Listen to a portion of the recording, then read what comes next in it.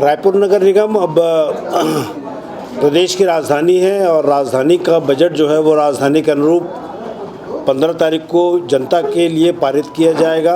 नगर निगम के चौथे माले में ये बजट प्रस्तुत होगा। इससे पहले 1 घंटे का पूरा प्रश्नोत्तर होगा। प्रश्नोत्तर के बाद बजट पारित होंगे। माननीय महापौर जी बजट पारित करेंगे। उस पर उसके बाद फिर विस्तृत चर्चा होगी, लोगों के सुझाव लेंगे। आपके माध्यम से सभी सदस्यों से मैं आग्रह करना चाहूँगा कि वो सुझाव ज़रूर दें, क्योंकि रायपुर राजधानी है और उसके अनुरूप उन चीज़ों को भी समावेश कर सकें जो आम लोगों की मांग हो सकती है या जो आम लोगों के लिए हितकर हो सकता है। मुझे ऐसा लगता है कि जो लोगों की टैक्स पटाने की जो आदत है हमारे यहाँ अमूमन, वो मार्च के पहले लगभग 65 से 70% टैक्स आ जाते थे और मार्च महीने में लगभग 30% टैक्स वसूली होती थी। इस बार किन्हीं कारणों से वो 45-50% तक ही हो पाया। उसके चलते अनेक असुविधाएं भी हुई, लेकिन अब हमें ऐसा लगता है कि 31 मार्च तक की स्थितियाँ काफ़ी कुछ ठीक हो जाएंगी। देखिए, नगर निगम का मुख्य कार्य सड़क, नाली, बिजली, पानी, इसके अलावा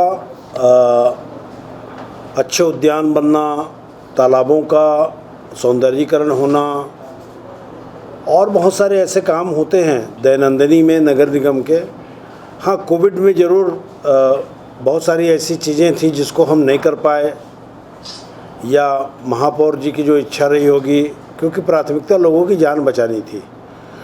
उस प्राथमिकता को तय करते हुए केवल एक ही और कंसंट्रेट किया गया और उसी का परिणाम था। निश्चित रूप से 2 वर्षों में प्रभाव तो पड़ा है और उस प्रभाव को हम लोगों ने अपनी आंखों से देखा है, लेकिन अब स्थिति सामान्य हो चली है। तो मुझे ऐसा लगता है कि अच्छा बजट लोगों के से पूछ करके लोगों के हित में, लोक हित में ये बजट जारी होगा। जिस प्रकार से छत्तीसगढ़ की राज्य सरकार माननीय भूपेश बघेल जी ने बजट प्रस्तुत किया, उसमें सर्वहारा वर्ग के लिए और सभी लोगों से पूछ करके उन्होंने बजट बनाया, तो उसी का परिणाम है कि आज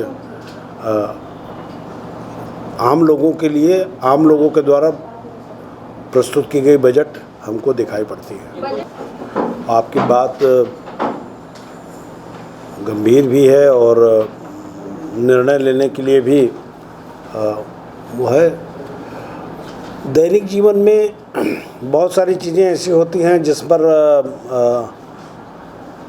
आदमी नियंत्रण करने का प्रयास करता है। बहुत सारी चीज़ों में सफलता मिलती है, कुछ में कुछ दिनों बाद सफलता मिलती है।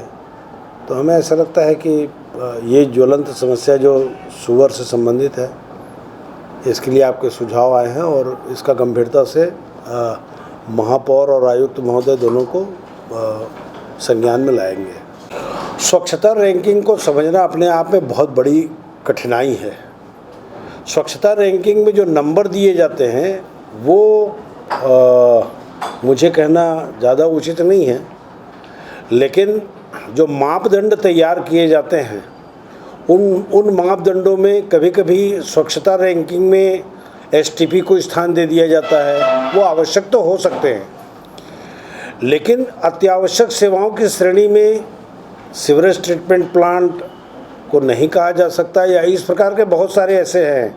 अमृत योजना के तहत पाइपलाइन का काम चल रहा है और शहरों में बहुत जगहों से शिकायत भी प्राप्त हुई है। कुछ जगहों को ठीक भी किया जा रहा है, लेकिन इस बात को मैं अस्वीकार नहीं कर रहा हूँ कि शहर में धूल की परतें नहीं उड़ रही हैं। बहुत जगहों पर बहुत बड़ी प्रॉब्लम है और इस विषय में समीक्षा भी समय समय पर होनी चाहिए। और पहले से कुछ जो चीज़ें होती हैं प्लान्ड वर्क में थोड़े से काम की कमियां रहीं, उसका परिणाम था कि ये चीज़ें उत्पन्न हुई। कोविड पीरियड में या काम चलने के पीरियड में ये दुर्भाग्य रहा कि नगर निगम के अधिकारियों की ड्यूटी केवल नगर निगम को छोड़ करके बाकी सभी कार्यों में लगा दी गई। अब नगर निगम का कर्मचारी दवाई पहुंचा रहा है, नगर निगम के जो कर्मचारी हैं वही आपके उसको टेस्ट कर रहे हैं, नगर निगम का कर्मचारी जो है वो अस्पताल तक पहुंचा रहा है।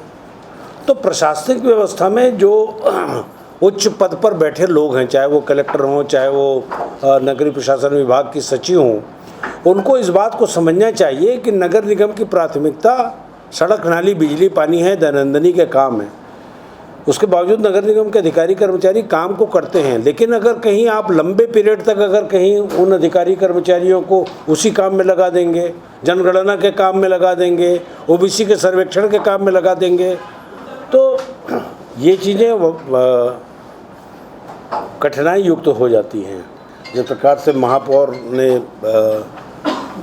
अपनी बातों में कहा है, तो अच्छे बजट और लोक हित के बजट प्रस्तुत होंगे, ऐसा मुझे उम्मीद है।